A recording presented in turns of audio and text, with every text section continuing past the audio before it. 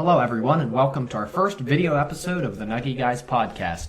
I'm your host, Sid, and I'm joined by my co-hosts, Douglas and Patrick. We are really excited to be here doing our first video podcast. It's been a long time coming, and yeah, we are pumped.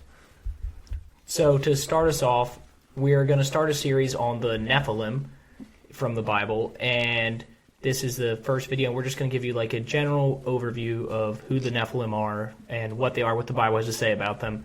Doug, do you want to start us off? Yeah, so I'll start this off with reading the Genesis 6 account, the story of the origin of the Nephilim, more or less. Genesis 6, verse 1.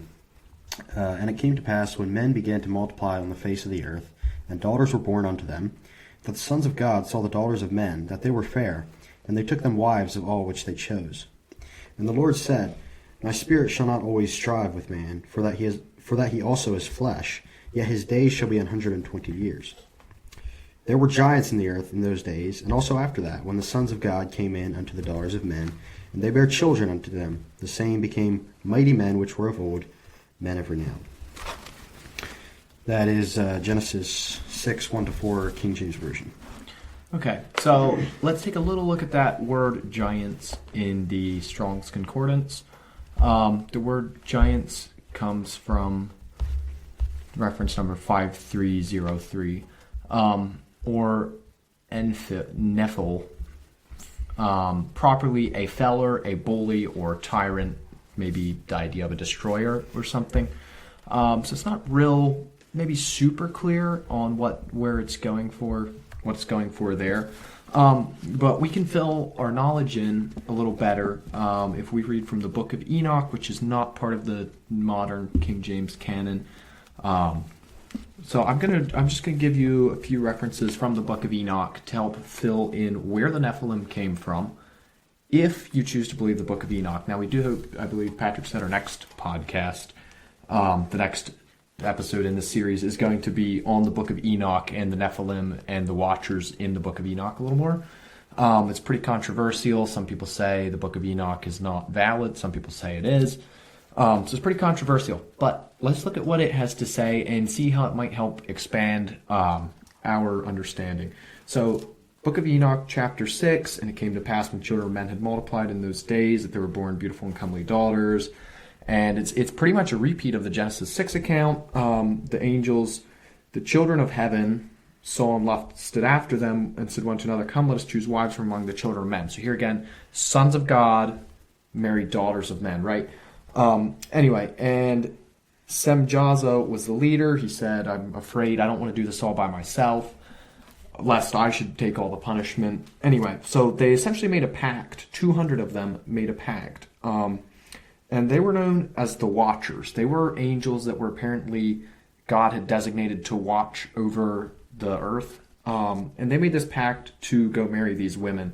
There's a list of the names of the chiefs of tens. So I'm not going to read them. That's a bunch of names that are hard to pronounce. But anyway, they took themselves wives and they defiled themselves with them and taught them a bunch of stuff. And we're going to get into what all they taught them next time. And the women became pregnant, and they bare great giants whose height was 3,000 ells. And they consumed all acquisitions of men, and men could no longer sustain them. Chapter 8 kind of gets into, that was chapter 6 and 7. Chapter 8 kind of gets into what they taught the men. A lot of wickedness, taught them a lot of metalworking, fire, how to use fire, astrology, things like that. Anyway, and then we look at chapter 10, and it says God sends an angel to speak to Noah and say, hide yourself, I'm going to destroy the world, a deluge is coming. And that lines up nicely with the biblical account of the flood, and that the Lord sent the flood to destroy these Nephilim from off the face of the earth. So I think I'll kind of pause reading from the Book of Enoch there, but that's a little background. The Nephilim were the descendants, to be clear, were the descendants of the Watchers, who were the 200 angels. So the Nephilim are not the 200 angels.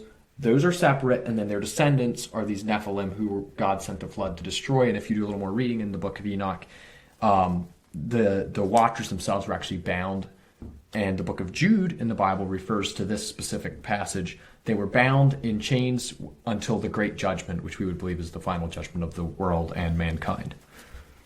Yeah, and before we go too far in this, I do want to point out that the main competing theory to what we're talking about here today is called the Sethite view instead of the angelic view of the Nephilim.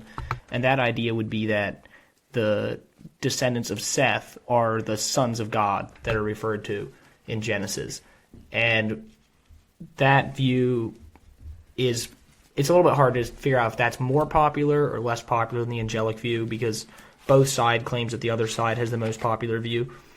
I will say that the Sethite view was first popularized by Julius Africanus, who was like the first big Christian promoter of it in about the 3rd century. But Justin Martyr, Tertullian, and Clement of Alexandria all were big supporters of the angelic interpretation in about the 1st century. So this is a very long-going debate, and scholars across centuries have not figured this one out. Yeah, we're not trying to tell you what to believe about this subject, because it probably doesn't have a whole lot of bearing on actual practical theology today. But that's the other side of this, is the Sethite view versus the angelic view. So you can go do your own research and figure out what you want to believe for yourself. Yeah, I don't know. So in studying this is way too much for us to really cover in even a series. It's Bible scholars over the years have studied this, and we cannot say that we're experts or even hardly amateur scholars of this subject. But what you read in the book of Enoch does seem to line up with what the Bible has to say about the giants in the land, things like that. They do not contradict each other, is what I would like to point out. And things like the book of Jude referencing back to the book of Enoch, things like that, they may lend some credibility to the accounts we see there. But yeah, we want to come at this with an open mind. We want you to look at it with an open mind and see what you can learn. Yeah, 100% on that. What's the next major part of this that you want to hit? Should we talk about like the fact that it says that there were giants in the land then and after, and should we go on to Numbers? We should talk about some post-flood stuff, I suppose, because the flood seems to be at least indirect result of the Nephilim and the evil that they brought, or the Watchers and the evil that they brought, because it's in the same chapter, and the story of the sons of God and daughters of men is sort of put on as a prelude to the flood narrative. But yeah, we should get into did they exist after the flood, and some of that stuff. Do you want to read that reference? I can. Genesis 6. You did that one on Numbers. Oh, Numbers. Yes, I can go to Numbers. Give me a second.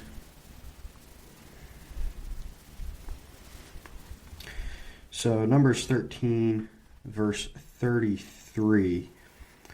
And there we saw the giants. I'm going to give some context to this. This is Joshua and Caleb and the 12 spies that were spying out the land of Canaan. And they come back and they're giving their report. And they say, "And there we saw the giants, the sons of Anak, which come of the giants, and we were in our own sight as grasshoppers, and so we were in their sight." And the word giants there is the same as the Hebrew word Nephil, I believe, which is in Genesis 6 account. Okay, so one of the greatest controversies over this is, how did the Nephilim survive a flood that was simply designed to wipe them out? Or, yeah, how do Nephilim show up in Canaan all of a sudden when we haven't seen them for hundreds or thousands of years or whatever, and the flood was supposed to destroy them all?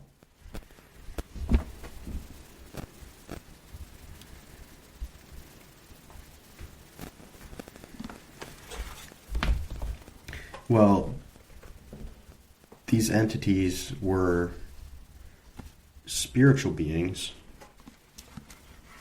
but also had physical manifestations. See, that's what I'm getting hung up on, is could their spirits somehow survive and then be somehow reincarnated? Like, because these aren't just normal humans, they're probably harder to kill somehow. But if the flood was intended to kill all living things, Yeah, how does that work? I mean, Genesis does say that all living flesh perished from off the face of the earth or whatever. So, Yeah.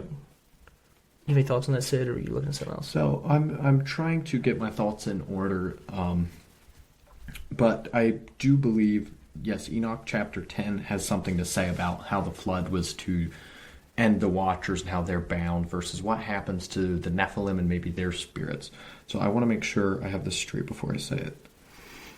Okay, that's fine. I will just say that some people hold the theory, depends what weird Christian theologian you find online, but anyway, they say that maybe angels produced with humans again, which I find absolutely ludicrous. Like, didn't the angels see what happened to the last set that tried this? Why would this be allowed to happen again? So I would argue against that. Enoch chapter 10 verse 11, and the Lord said unto Michael the archangel, go bind Semjaza and his associates, so this would be the 200 watchers, I believe.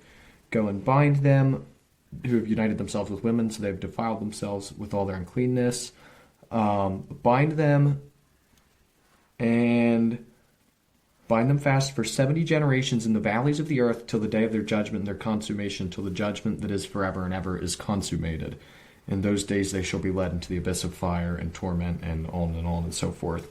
And then verse 15, I'm still trying to figure out what I think about this, but verse 15 says, and destroy all the spirits of the reprobate and the children of the watchers, so this would be the Nephilim, because they have wronged mankind. Destroy all wrong from the face of the earth, and let every evil work come to an end, and let the plan of righteousness and truth appear. And it shall prove it blessing, and on, planted in truth and joy. Then shall the righteous escape, and they shall live to beget thousands of children, and all the days of their youth and their old age shall they complete in peace. But I almost think this is a reference to maybe the new heaven and the new earth. I almost think what they're saying is after the great judgment, then the new heaven and the new earth will experience this peace and this joy, free from these evil spirits. And it goes on to say in some later verses, they'll cleanse the world from all oppression and all unrighteousness, and the children of men shall become righteous, and all nations shall offer adoration and praise to me and worship me. And the earth shall be cleansed from all defilement. I think you could take that either way, like maybe after the flood, this was supposed to be, the evil spirits would be gone, but we do see that, no, there's still evil spirits today. I almost think this is talking about a new heaven and a new earth, maybe. Okay, there's, back to what we were talking about, Doug, a little bit. I think you're right, that does sound more like a new heaven and new earth, by the way, Sid. But the other theory is that maybe the Nephilim DNA somehow continued on past the flood through, like, one of Noah's daughters-in-law or something. There's some pretty strange theories out there. Does that even sound remotely possible? I feel like if God intended to kill the Nephilim, he killed them. Like, with the flood. Like, if that was the point of the flood, then it probably accomplished its goal or what? Yeah.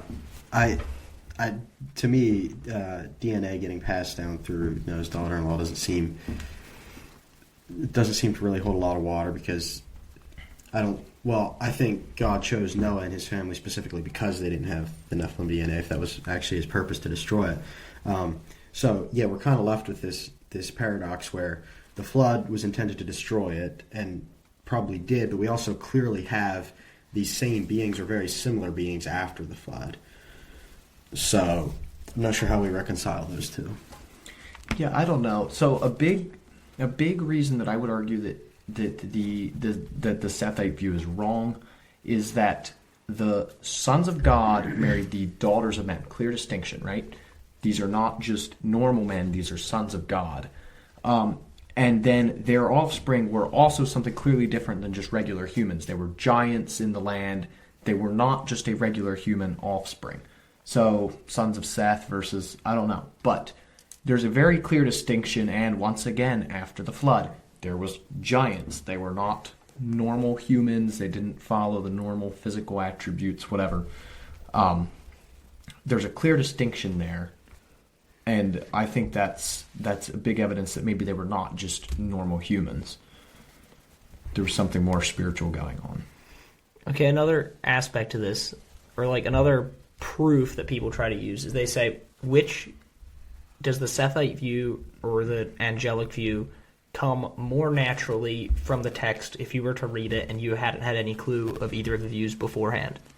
And I have seen both sides claim that their view is way more natural. I'll tell you, for me, when I first read it, I was like 10 or something. I was like, I can't believe what I just read. Like, I can't believe the Bible just says that angels and humans can co-produce. For me, it's way more natural to believe in the angelic view, but do y'all have any thoughts on that? You're saying, to clarify, you're saying that you do believe that the angels could procreate, or you do not? I think if you just read the text, that's what you'd think. Okay. I mean, it's pretty clear angels, if God allows, can take on human attributes and come down, the angels that Abraham worked with and whatever. And I don't see why God couldn't allow, like obviously Satan was able to take on the form of a snake and tempt Eve without God's signing off on it, I guess. Yeah, so there's two things here. First off is, like you said, they have the power to metamorphose into different physical forms. The other option is that they were made in a similar image as we are, right? Yeah. I don't think there's anything in the Bible that would say that we're like the only ones made in the image of God, or that like no other entities or beings look at all like us. So there is that. Yeah, I mean, also when God goes to create humans, he says, let us make them in our image. Like, he uses like a plural verb, which maybe you could say is referring to the Trinity, but I've always sort of wondered, does that mean that like all supernatural beings tend to look a lot like humans? I'm not sure. I'll just throw this in right now. This is a little fun fact I discovered. So in the Numbers 13 verse, when the spies come back and they say, we saw these giants and we were as grasshoppers in their sight, and like we think that's a metaphor, right? It may have been more literal than we think, because the Book of Enoch gives the figure of 3,000 ells as a potential height for the Nephilim. 3,000 ells is 1 to 2 miles. So grasshoppers in our sight might be more literal than we usually think.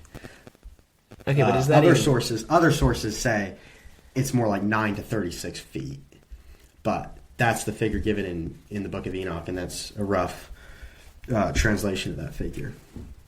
I mean, is that even feasible? Like, I can't imagine that. Like, at what point do bones and muscle collapse under the weight of 1 to 2 miles worth of human? Well, they'll grow proportionately wider, right? Well, so the squared cubed law, I think it's called, is which, if you get into engineering, means you cannot scale something up, all components of, say, a fighter jet up, and forever at the same rate. Like, certain things have to grow disproportionately to others to make a functional thing work, right? So, I don't know, but nothing would necessarily stop it. You could argue that maybe physically, no, it's not possible. We're not talking physical beings. We're talking half spiritual, half physical, right? We're talking descendants of angels who are not normal humans. So there could be a little more spiritual going on there, Yeah, it's not a very important part of the story, but it's an interesting fact that I came across. Thought I'd share. Yeah, I don't know. That height makes me doubt the Book of Enoch more than anything. Take me a little bit to get over that. Yeah, how sure are we that 3,000 L's or whatever is actually 1 to 2 miles? Like, was an L different? Well, see, that's the thing. Then? We don't know what they considered an L back then. I've heard. I've seen multiple sources say it was like 1 mile. Another source said 2 miles. So I was like, you never know. We don't know what the L was at the time of the writing of the Book of Enoch, I guess. Another theory I saw out there was that when the spies described these sons of Anak as Nephilim, they're just saying Nephilim like some people just say you could dismiss it. Compare it to though. So you're saying that would you could say that there weren't actually Nephilim in Canaan. They were post-flood days. It was like we say it was like Pearl Harbor or whatever. They're like, it was like the Nephilim, like as a reference. So this might get more into next time's podcast episode, but did these Canaanites or whoever uncover the magic or the black arts that were hidden by the flood that God sent to destroy them? Did they uncover something that they weren't supposed to? Did they find the deeper magic and be able to once again, or bind their souls with the spirits, evil spirits or something? I don't know. Like, you could argue that they rediscovered the dark evil that God had sent the flood to destroy. If only to a lesser degree. Yeah, I mean, I personally would think that's more believable than that you somehow got more angel DNA into the population of Canaan. It seems to me way more likely that they just went back to dark arts of some type, and that's why God ordered them purged. But there was also something very much to do with the fact that there were giants, like referenced all throughout Joshua, Judges, whatever, is the fact that there were giants here, and you had to slay these certain people because they were sons of this other giant. Right, like Og, king of Bashan, was the only one of the remnant of the giants, and his bed was 14 feet long or longer potentially.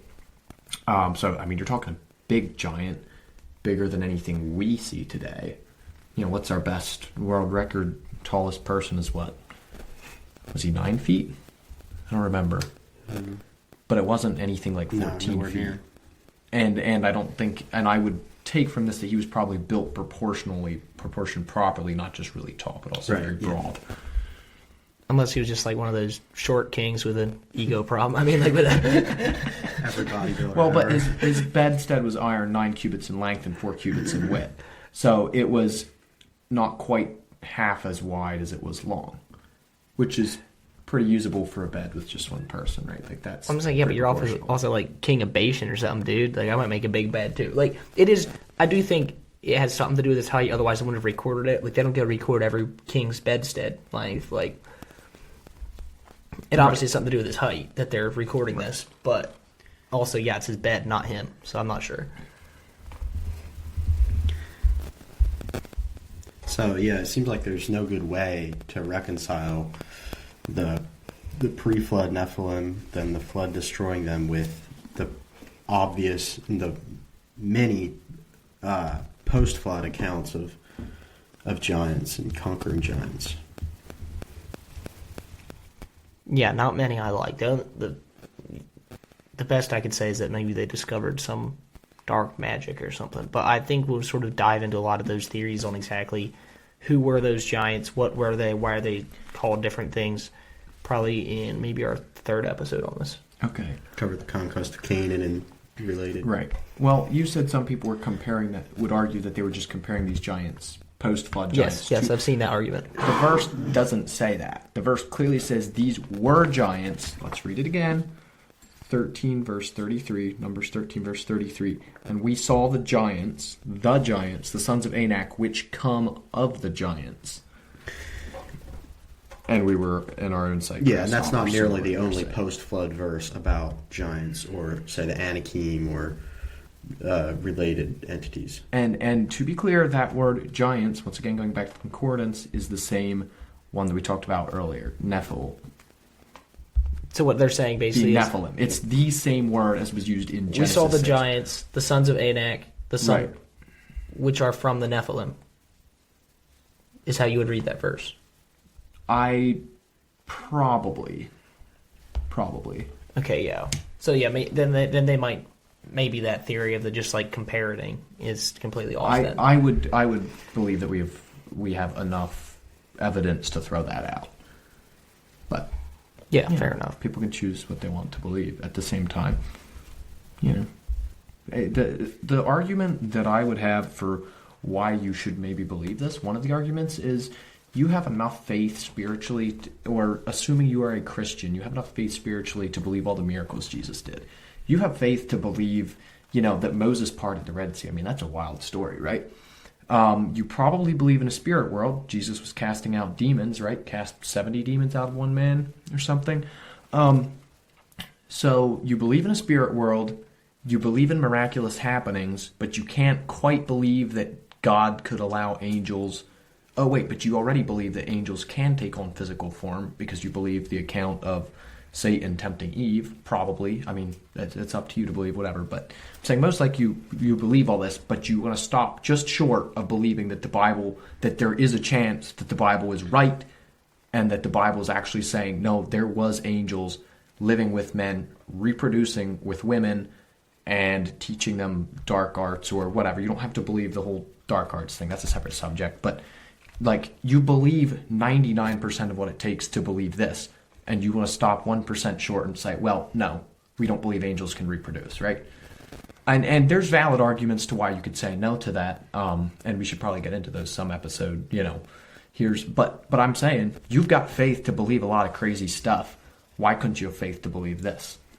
Well, let's get into that right now, actually, because, here's one thing I thought about, is that if you believe in Jesus as the Son of God, you literally believe that spiritual beings can produce with physical beings. Like, is Jesus not part man, part God? Sort of like these are supposedly part human, part angel. Now, some people, or the Book of Enoch would point out that one of their sins is producing not after their kind, right? Like Genesis is very big on you produce after your kind, and these angels are not doing that. Except for that God also does that at some point in history. This is why the concept of the virgin birth is so important. Because it wasn't a physical union between a deity and a human. Right? Because that's always condemned. Mm-hmm. A physical union between a deity and a human is always condemned. That's why, it's partly why the Immaculate Conception, the virgin birth of Jesus is important. Can we have a verse to back that? Where in the Bible does that deities procreating with humans is always condemned? We can try to find one. I don't know. Or the closest, I can't think of one off the top of my head. Well, it'd be like after the kinds thing. You're not supposed to mix kinds. You're not supposed to mix humans and animals. You're not supposed to mix deities. But what I'm saying is that you believe that there can be a being created who is both spiritual and physical. I believe there could be incarnations of spirits or of deities. And outside of the laws of science. Reproduction is possible outside the laws of science. Well, we don't need to believe that to believe the Nephilim. Yeah. Do you? Well, okay. That's a fair point. But then you have to have spiritual beings who are capable of reproducing in a scientific way. Which is I believe what it's pointing to. Yeah, okay, but here's another argument. People say when the Sadducees challenged Jesus about a theoretical story where a woman has 7 wives over the course of her 7 husbands over the course of her life, and they say in heaven which one is her husband, because they don't believe in heaven, or they don't believe in the afterlife. And Jesus says, well, they're like the angels in heaven. They're not given in marriage or whatever. Some people say, okay, that just disproves the Nephilim at all. That means angels can't reproduce.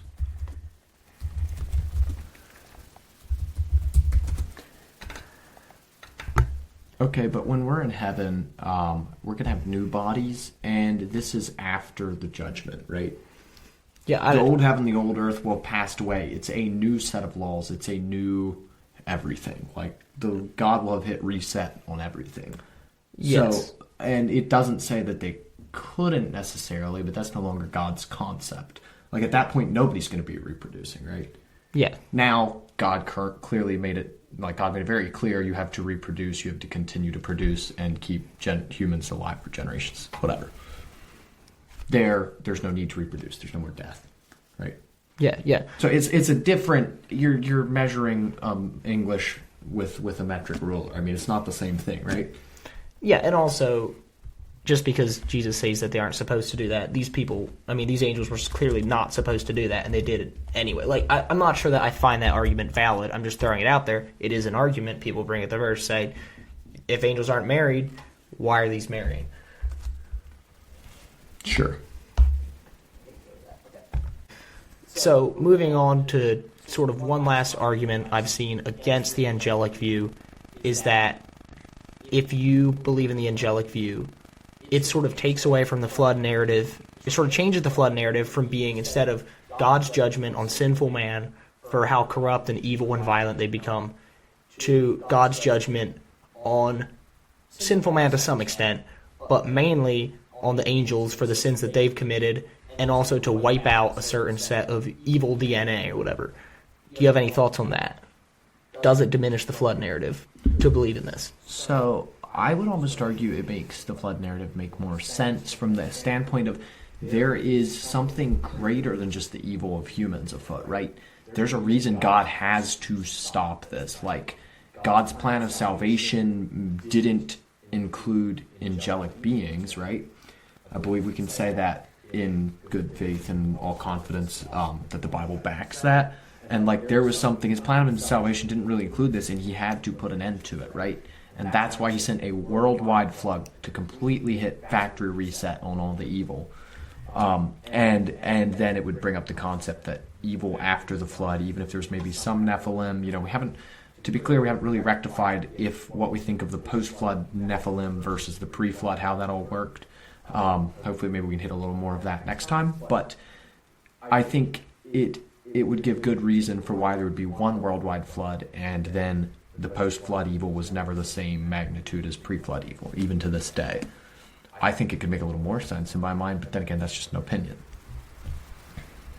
Right, because the flood is, roughly 2,000 years after creation? Yeah, roughly. So, and it says, the wickedness of man was great, and every imagination of the thoughts of his heart was only evil continually. So, like, this was really, really, really bad.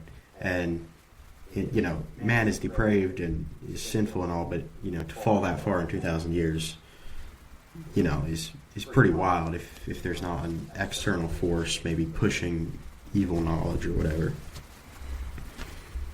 Keep in mind, just kind of a side note, I don't think we're really going to touch on it, but just before the flood, I believe it was, God set man's lifespan down. Mm-hmm. He dropped it. He said, men are evil, whatever, and I'm going to lower their lifespan. Just all of a sudden, maybe he did that through the flood and a big climate change or whatever, loss of atmosphere. There's some theories out there, but just kind of keep that in the back of your head. It's an interesting thing. We're not going to get into it now. Well, except that some people say that's not God saying man's lifespan's 120 years. That's God saying 120 years and then the flood. Okay. Like, I have seen that theory. Okay, so you've seen it. Because there's so many theories. Interesting. Did you have anything more on that? No, just throwing that out there while we're on it. Yeah. All right. Well, very good. Thanks to you all for listening. We're excited to be here. Looking forward to next time, maybe getting a little more into the Book of Enoch, maybe discuss, the Book of Enoch itself, not just the Nephilim, and then go down the train of the Watchers, the Nephilim. I don't know if we'll hit a little bit of mythology and why all human, many races all over the globe, people believe in evil spirits, people believe in magic, that kind of thing. Maybe, how some mythology could play into this. Where did those core beliefs that are basic to human nature come from? But yeah, we're excited for the next episode. Stay tuned. Yeah, thank you again for joining us on our first ever video episode. Bear with us if it's not all smooth and beautiful, because we're still figuring things out, and the studio will become more interesting as time goes on and we add decorations. So thank you so much for joining us. You can find us on Spotify, YouTube, and Apple Music, I believe, is the new one. Please go there, drop comments, hit the like button, hit the subscribe button. It really does help get us more into the algorithm and that sort of thing. So, yes, and as always, be careful out there.